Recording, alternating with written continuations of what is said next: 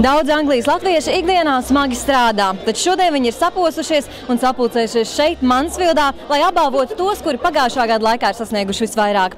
ABN šovakar pasniegs nominācijas 9 uzņēmīgākajiem Anglijas latviešiem. ABN balvu pasniegšanas ceremonija notiek jau 2. gadu. Dāvanas un atzinību saņem tie latvieši, kuri izcēlušies ar īpašiem panākumiem Lielbritānijā. Apbalvo pērnā gada labāko uzņēmēju, veiksmīgāko biznesa ideju, labāko sportistu, populārāko zīmolu, aktīvāko un uzņēmīgāko latvieti, labāko organizāciju un labāko pasākumu. Lielākais šī gada pārsteigums un atklājums bija Margarita Beļska, kuras skaistumkopšanas skola atzīta par vienu no 5 labākajām Lielbritānijā. Viņa apkalpojas tādas slavenības kā Sharon Stone.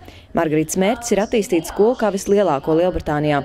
Jau šobrīd viņa apmāca gadā 500 jaunos speciālistus. Pirms 5 gadiem tas bija tikai sapnis.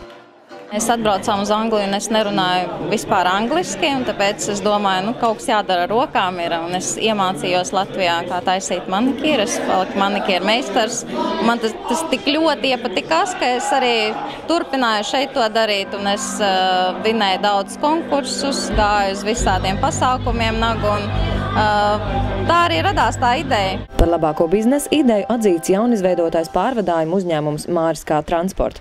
Mēbeļu un preču pārvadāšana ir nepieciešama visiem, bet uzņēmumu klientu lokā netrūks tieši Anglijas latviešu.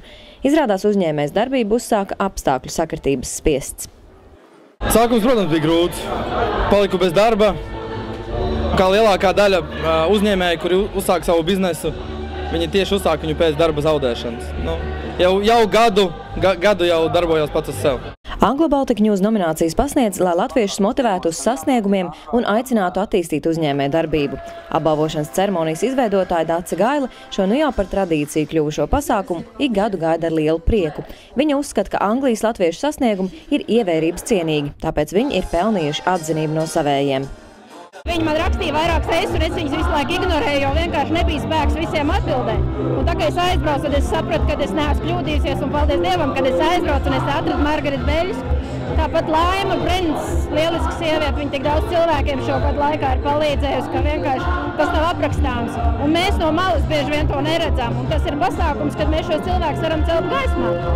Viesu vidū bija arī dziedātāja Marina Umova. Viņos pasākumu ieradās speciāli no Parīzes un priecājās sastapt savus draugus. Man liekas, ka latviešu biedrības ir diezgan līdzīgas visur. Ļoti silta atmosfēra. Man liekas, ka cilvēki ir priecīgi par to, kas notiek, un te jūties kā mājās. Informāciju par Anglijas uzņēmīgākajiem latviešiem iesūta laikrakstu un portāla Anglo-Baltic News lasītāji. Balvas piešķir mediju vadība, izvērtējot nominantu darbību iepriekšējā gadā. Aija Stikāna, Kris Grifins, Anglo-Baltic News speciāli TV3 ziņām.